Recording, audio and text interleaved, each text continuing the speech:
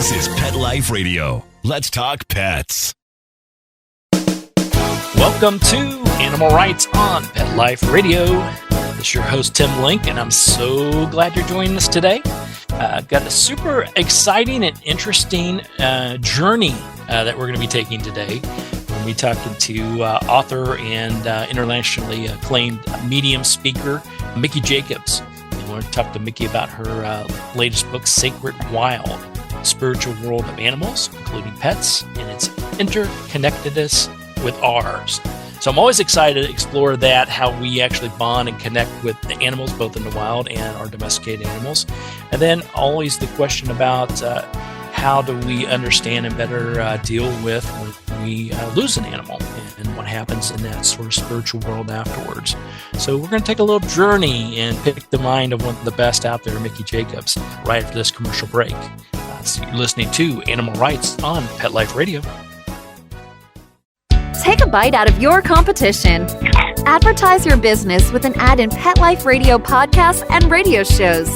There is no other pet-related media that is as large and reaches more pet parents and pet lovers than Pet Life Radio. With over 7 million monthly listeners, Pet Life Radio podcasts are available on all major podcast platforms, and our live radio stream goes out to over 250 million subscribers on iHeartRadio, Odyssey, TuneIn, and other streaming apps. For more information on how you can advertise on the #1 pet podcast and radio network, visit PetLifeRadio.com/advertise today.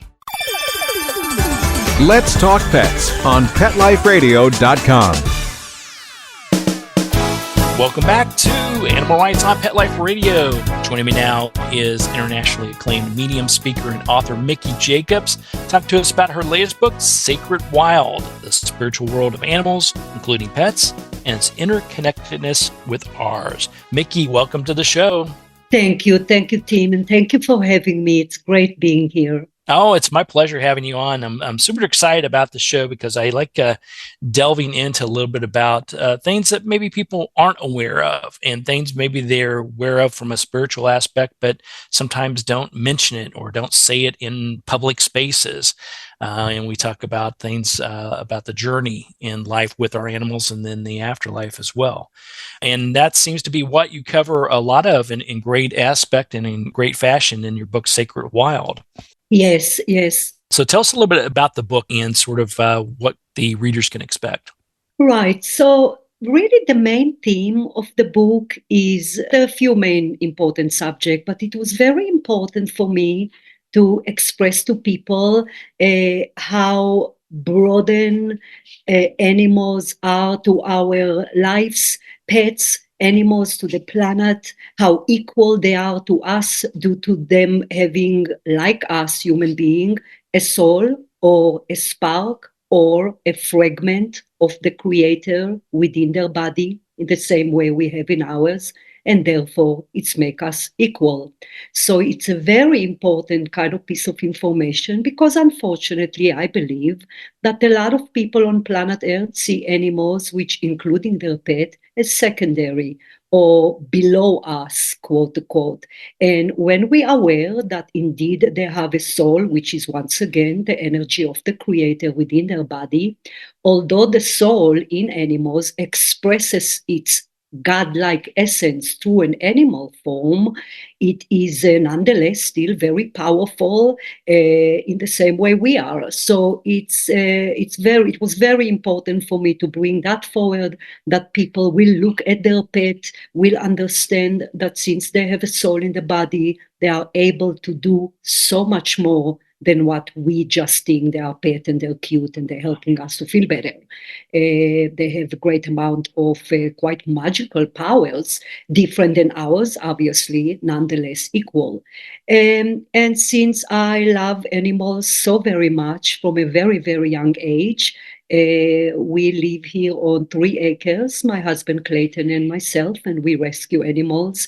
So currently we have 20 animals. We rescue horses and cats and dogs. And we have 2 tortoises. One is 200 pounds, and we just rescued him about a year ago.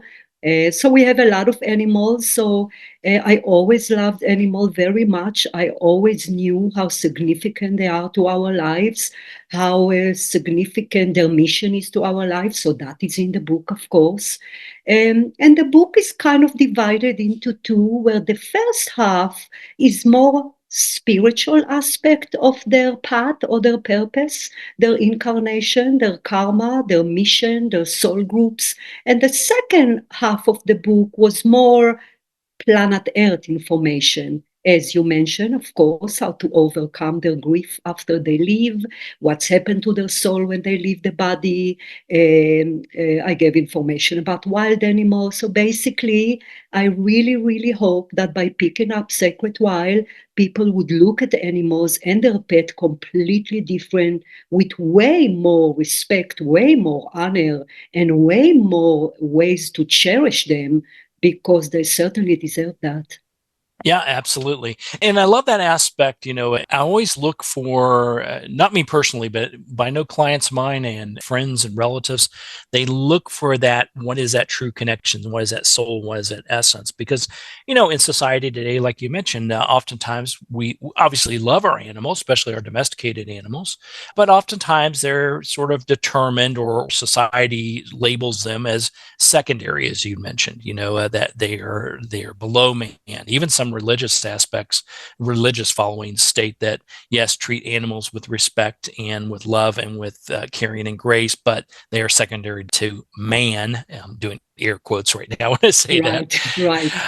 But I've always firmly believed that animals in our life and animals around us are here on equal ground. We're all energy, as I call it. I can call it a soul, an essence, a spark, however you want to label it.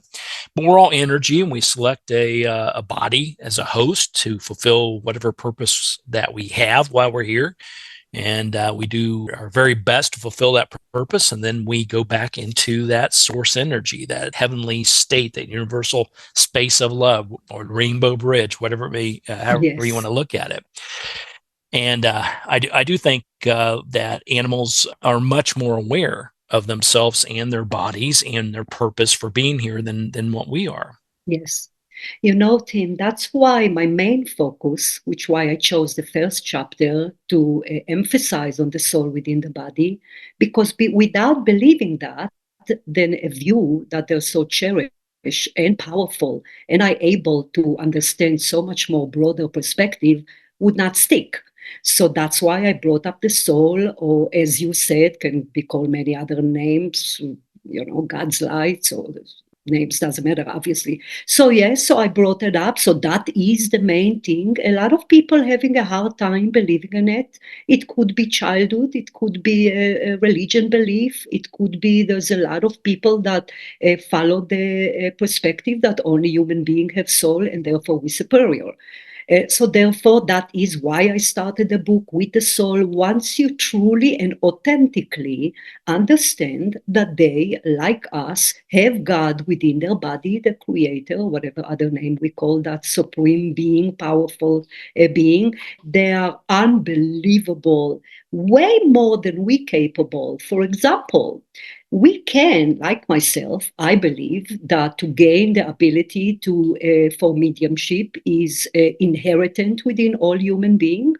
I was 33 years old when I started teaching myself how to quiet the mind through meditation.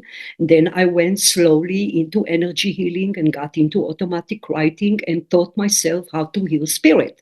So if I did it at the age of 33, then anyone can do that. So they don't need that animals, because their soul kind of shine through their personality, which can be lead to a bigger topic that animals do not have ego. Of course, ego is not a word; it's an energy that resides within the physical body of human being, which is the obstacle. It's a producer negative influences and negative energy. So it's an obstacle for us to aligning ourselves with the energy of the soul. Animals don't have that. Animals do not have ego because they do not create negative energy to purposefully act negatively, meaning their reaction, their action, their behavior is come with nature, meaning they don't have the intention to act negatively. So the point is they, animals, are in a constant contact with their higher self, with their soul within the body, which allow them to see spirit, see departed pets, see us, read our energy when we're moody, when we're sick. That is why a lot of animals are able to know when people are dying, when we are not feeling well. So there's so many broadened things. So the point is that, Tim, although we can teach ourselves to communicate with spirits, it's inherent within them, and they use it for various ways to help us feel better. So this is just one example as to the unbelievable powers that animals have that is granted to them by the ability to align themselves within their soul, within the body. So therefore, in many ways, they are better than us, or certainly equally or more powerful. Absolutely, absolutely. Well, I love your way of thinking because it sounds like what I've been talking about for years. So, Yeah, nice. so it aligns and resonates with me on a very personal level as well. And I concur with everything you're saying within that. I do have to ask, when going, you mentioned that a little bit later in life, you sort of allowed yourself to expand your spirituality, connect with animals at a deeper level, learn the energy healing techniques, and allow your inner knowing to shine. Did you feel that when you were younger that you had that within you, and maybe perhaps it was suppressed through a society, family, religion, or was it more of a knowing that you just sort of loved the animals, and it didn't appear to you until much later on that you could expand that a little bit further? Sure. So I was completely clueless to spirituality, Tim. I was born and raised in a somewhat Orthodox Jewish home. My parents, elderly parents, are still in Israel now, very much follow the Judaism tradition. So I grew up in a house where I frankly was terrified of God. I always imagined him as a figure with a beard and a cane, kind of like Moses looking male, of course. So it's a religion. And of course, with all due respect to listeners and their religious belief, there's a lot of rules that I believe that are being written or created by human beings. No, I was very much into the Judaism. Spiritual, knew nothing, zero about spirituality. Then I joined the army, and I was 5 years in the Israeli army. I was a sergeant, and I was a Uzi instructor. So to show you how far I was from spirituality. And then I came to the United States. And when I came here, there's other religion that I was exposed to. And I remember the main thing that kind of woke me up, that religion didn't quite make sense to him, is that Judaism believed that they are God's favorite people. And I was saying, okay, but what about the other religion? And if they say such an unconditional love, why would one religion be favor for him? So that kind of pushed me towards, frankly, spirituality. And that's where I start to gather information. That's where I start to meditate. And of course, as it's common in spirituality, the more you feed it energetically, the more you dive into it, the more it's spread and expand. And that's when, again, I did energy Reiki. I'm a Reiki master. I did energy healing to animals for 2 years. And then once I quiet the mind, which is, of course, the biggest obstacle to communicate with spirit, which include departed pets, once you're able to communicate with one light being, spirit guides, angel, of course, that include animals. And it started from there. But no, I came from as far from spirituality as one possibly can come from. And I think it's important for people to know, and I knew a little bit about your background and from reading the book Sacred Wild, a little bit about your journey as well. But I wanted to really resonate that, or put that out there to the listening audience, because I've talked about it many times. I've been working on as a animal communicator and consultant, and I'm also a Reiki master for animals. So I've been doing that for 20 years now. And I think that, I've talked about it numerous times, how we're all born with sort of a gift or an ability or an intuition to be able to connect with everything around us. And by the time we're in our 5, 6, 7 years old, we go to school, we go to church. It sort of gets taught out of us, or it just isn't, embraced in a lot of cases. And so we sort of divert ourselves away from that, and we follow our life. We go to school, we join the military, we go to university, we get jobs, we get married, have kids, all this wonderful stuff. But there is at some point when I think everyone steps back and says, there has to be more, there has to be a deeper connection. And I always applaud everyone, including yourself, to no matter what stage you are in life, Yes. as far as age or just in general, that's the time, if you have questions, to investigate it, see what more is out there, allow yourself to open yourself up. And as you said, once you allow yourself to do that and you get into the quiet times, you relax the mind and relax the body. Yes. That's a guided meditation that we've recorded that's out there on an album of mine. And oh, nice. So I'm a big believer of that. And then, doing big believer guided meditation and the ability to quiet the mind and to connect with the animals at a deeper level. Right.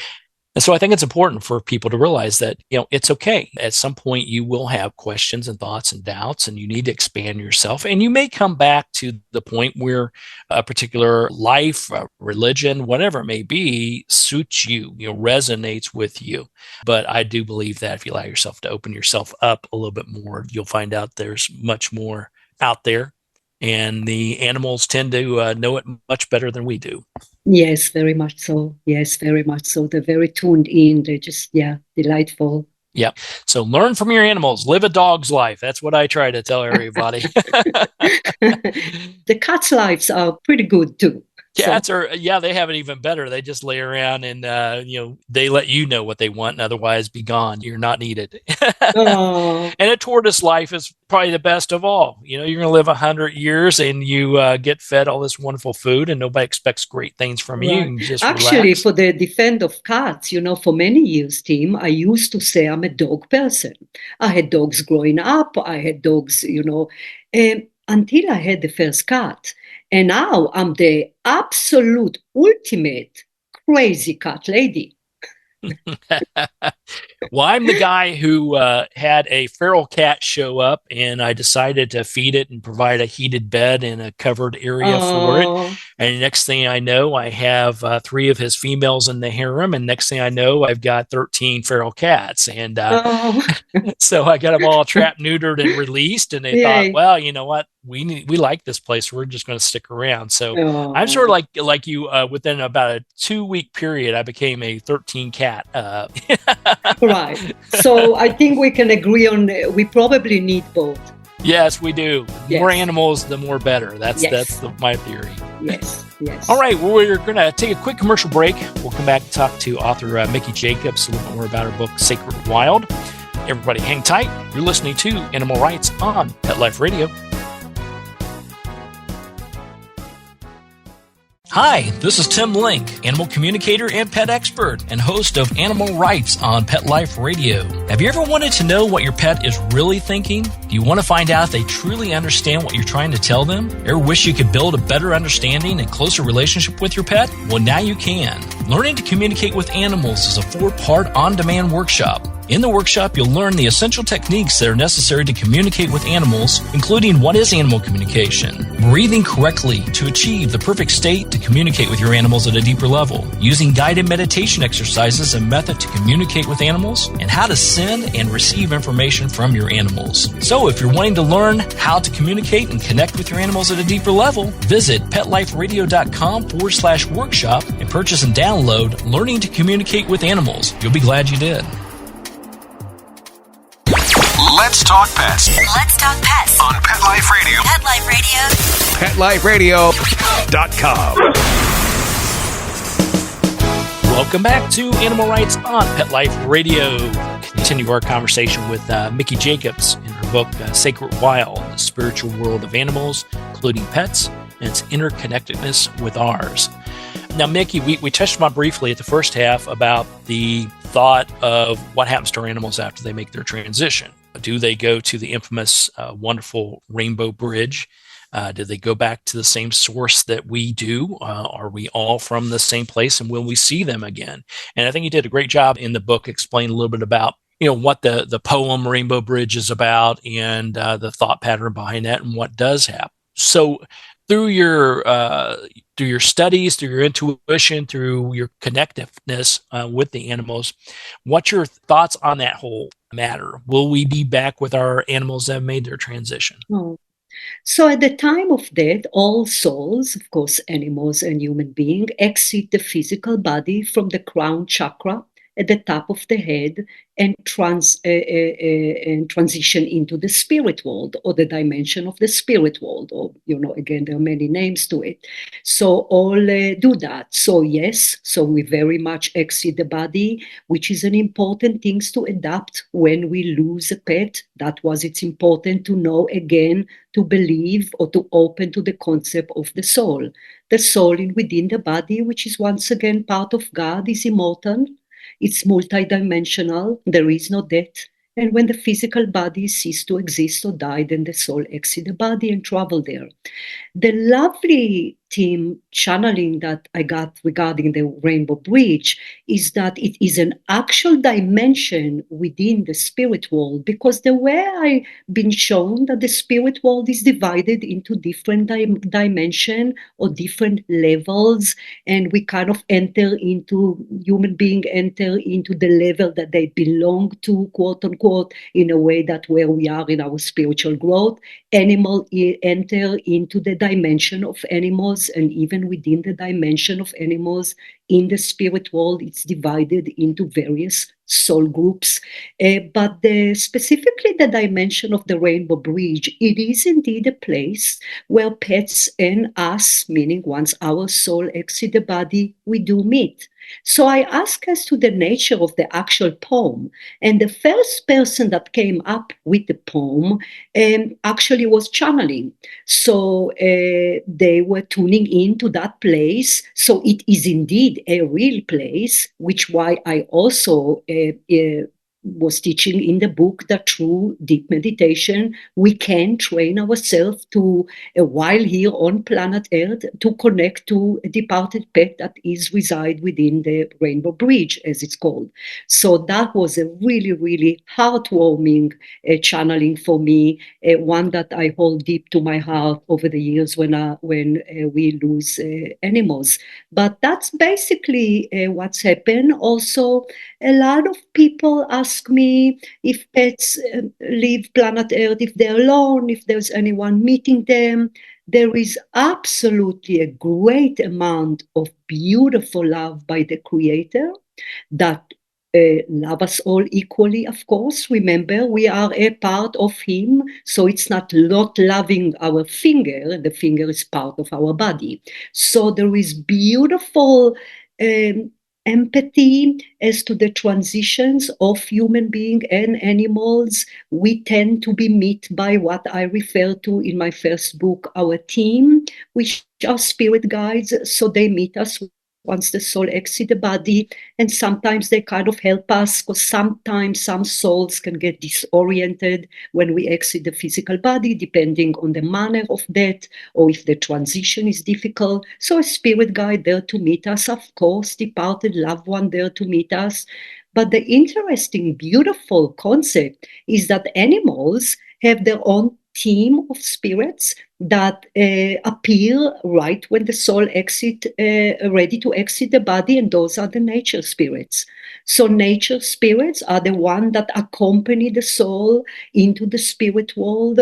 And specifically, Tim, when I wrote the heart-wrenching chapter about some of it about hunting or animals that are for food consumption, and the way some farmers treat the animals. So it was very important for me to share, and the information that I gather, that there is a lot of beings that accompany the animals through their suffering. There is no fear, there is no suffering. They help them to leave the physical body calmly and peacefully, and then go back home to God into the spirit world. That's perfect. Yeah, I love that aspect of it because it's once again, that's what I teach. That's what I resonate with as well. And I try to let people know that don't get bogged down by the terminologies. You mentioned like words like the spiritual world and channeling and spirit guides. Right. To you and I, that's common talk. We're Yes. familiar with that. We've been on these journeys, so we understand that. And so, but don't get caught up in the terminology. Just like our animals, we are greeted by pure love, by those familiar energies that we knew, those heart connections that maybe the animals and ourselves didn't know in the physical world, but had a heart connection with another individual spirit, a guide that is familiar to us. Yes. So, you don't have to, if your dog never met grandpa in the physical world, that's okay. Grandpa will still be there as part of one of the guides to take your animal through to the next to the universal space of love. I can resonate with that because specifically it was important to bring up in the book not to be focused on names. I even use the phrases, in the book I call God a he. Obviously, that's not a he. So, yeah, so I'm glad you brought it up. Very importantly, since spirituality have great simplicity, that's what's beautiful about it. Everything based on energy, everything based on love, everything based on inclusive and non-judgmental and kindness. So that was important. So thank you, Tim. Yeah, absolutely. Well, it's as talking to clients as I'm sure you have over many many years, they want to know that, and it gives them great comfort to know that their animals as well as themselves will be greeted on the other side and taken care of on the other side. But it doesn't necessarily mean that if you and I share the same grandmother, your vision of grandma compared to my vision of grandma may be totally different, but the energy of grandma is still the same. We know the love of grandma, so it will be the same. So, like you said, don't get caught up on names, don't get caught up on how grandma should look. Right. Connect more with the fact that it is the same love, it's the same energy, it's the same connection that and that your animals know as well, and also that heart connection if they've never met them, in the physical form. Correct. Correct. So, Miki, when everybody picks up a copy of the book Sacred Wild, The Spiritual World of Animals, including pets, and its interconnectedness with ours, when you wrote the book and now that it's finished and it's out there, what do you hope people gain from it? Is there a one takeaway, or is there a theme that you're hoping that once they read it, they go, yeah, I got it? Yeah, so I try to deliver spirituality in the book because spirituality would cause the reader to feel closer to the pet, to understand that their mission is so much deeper. They help us to balance karma, they help us to feel well, they heal us. Their energy heal us. They're able to sense us and adjust themselves as to our mood, as to our well-being. So also the fact that there is a soul within the body. They're not just being that walking around. I mean, they have great and broader perspective. And again, the unbelievable, unbearable pain when we lose a pet. So I'm hoping that would be helpful as to once they realize there is a soul, once they realize the soul exit and go to the spirit world, meaning believing in the spirit world, believing in life after death, therefore, then that would help at the time of grief before, because eventually they will leave us and we'll all experience the grief over their loss. And also the fact that we also, once we die, we go to the same place and they will greet us back. So those are really the main thing that important. I also try to include Tim as to why people don't believe in the soul, why people don't believe they're equal to us. I wanted to emphasize that in order for people to perhaps recognize themselves in it and realize, you know what, I can see why I don't believe in that. Maybe it's the way I grew up, maybe my religion, maybe, so maybe just my own opinion. So I brought that into perspective so people kind of can recognize themselves and therefore change. But really the main thing is that there is no life without them. I'm hoping that people never were open to pet, will be open to pet by knowing how much benefit they give our life. And certainly I'm hoping that the reader will grow spiritually. That's why throughout the book, I compare animals to people. If I spoke about incarnation, I brought out animal and people. If I spoke about karma, I brought up both. So I really wanted I wanted the reader to be elevated, certainly first and foremost, since it's a book about animals, elevate their perspective about animals. But since they're reading spiritual concepts anyway, then I'm hoping that the spiritual knowledge will be expanded as well. Absolutely. Well, I think you did a wonderful job of that. I mean, the book definitely will help people along their own spiritual journey to answer those questions. And then you tie that in lovely with the animal world and how they're on this journey with us, and then what all happens afterwards. So I think it's a very well-structured book and will definitely help people along their spiritual journey and to help them better understand the animals around us. Thank you. Thank you so much, Tim. I appreciate the feedback. Well, Miki, where can people find out more about you and what's going on, where you'll be, all those wonderful things? So everything is on the website that I don't do. My husband Clayton does. Sounds like me. Right? I was just ready to say that, Tim.